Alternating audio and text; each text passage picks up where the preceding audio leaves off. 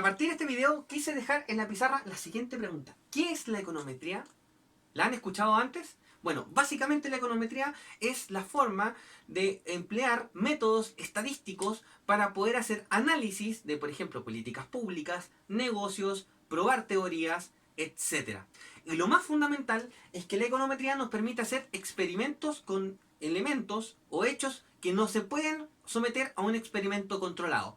Por ejemplo, la sociedad o la economía se mueven en un entorno, en un sistema bastante complejo y por lo tanto es muy difícil, por no decir que casi imposible, poder someter todo un sistema complejo, como funciona la economía hoy en día, a un experimento en laboratorio.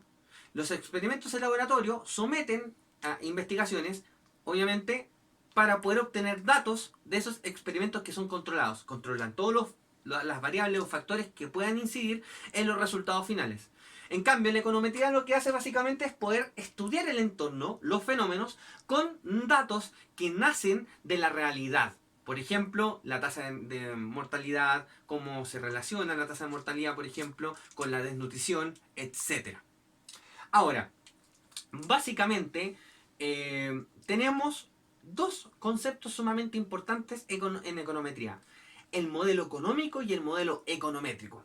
Y el modelo económico nos dice cómo los economistas, por lo general, realizan ecuaciones para poder explicar algunas variables. Por ejemplo, tenemos la ecuación de la demanda, que dice que tenemos un intercepto y tenemos una pendiente negativa respecto de las cantidades respecto al precio.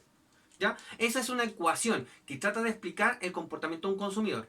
En el caso de la econometría, ¿ya? Eso sería un modelo económico que obviamente se plasma a la econometría. ¿Por qué?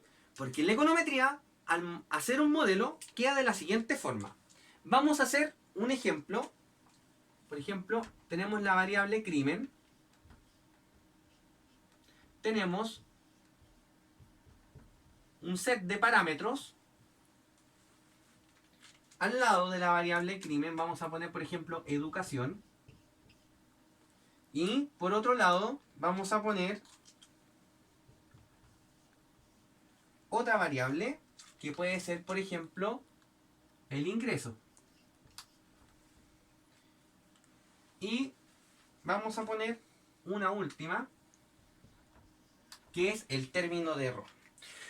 Entonces, lo que hace la econometría es bajar los modelos económicos, utilizar las estadísticas para poder probar estos modelos. Entonces, supongamos que quieren explicar cómo, en este caso, se desarrolla el crimen o la delincuencia. Entonces, por ejemplo, tenemos un set de variables que trata de explicar la variable crimen o ver cómo se va comportando la variable crimen y, en este caso, los parámetros, que en este caso sería beta 0, beta 1 y beta 2, y básicamente en el beta 1 y beta 2 son parámetros que indican la relación que existe entre la educación con el crimen y el nivel de ingresos con el crimen. En este caso si es relación directa o inversa. Y por otro lado tenemos el término de error que básicamente contiene todas aquellas variables que no han sido consideradas por el modelo.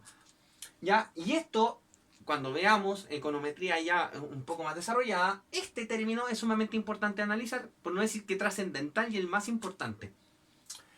Entonces, esa es la respuesta del modelo econométrico. Baja la realidad, ocupa los datos para poder explicar las teorías que se modelan o que se realizan a través de los modelos económicos. Ahora, para poder desarrollar ya un análisis econométrico de estos modelos, ya se hacen a través de dos principios. El primero es el principio de causalidad. Por ejemplo, tenemos que la educación ya puede explicar el crimen.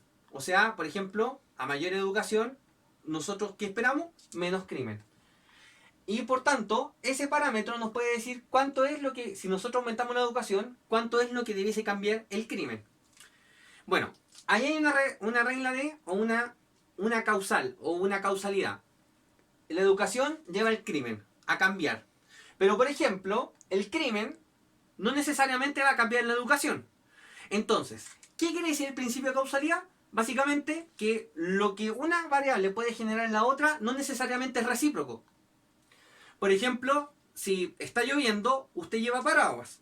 Pero si usted lleva paraguas no significa que va a llover. Eso es el principio de causalidad. Mientras que tenemos el otro principio que es súper importante, que es el de ceteris paribus, que es aislar una variable, por ejemplo la variable ingreso, y solo analizar el impacto de esa variable sobre otra, manteniendo todas las demás constantes. O sea, omitimos que existe educación, esto se mantiene constante, y solamente analizamos el impacto del ingreso sobre el nivel de crimen. Para cerrar, y vamos a hacer un énfasis acá, los datos, en econometría tenemos distintos tipos de datos. Y estos distintos tipos de datos se basan en distintas estructuras, que son básicamente tres, las cuales voy a poner en pizarra. Tenemos, por un lado,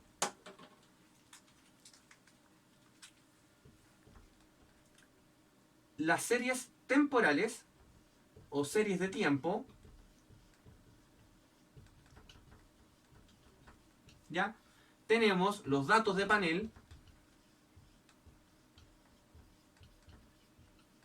y tenemos los datos de corte transversal, que son, y aquí me voy a detener básicamente en este, porque los otros, por ejemplo, estos son datos que se van dando datos y que tienen una secuencia lógica en el tiempo. Por ejemplo, el PIB está para varios años y obviamente el PIB sigue ese orden lógico desde el tiempo más pretérito hacia el más actual.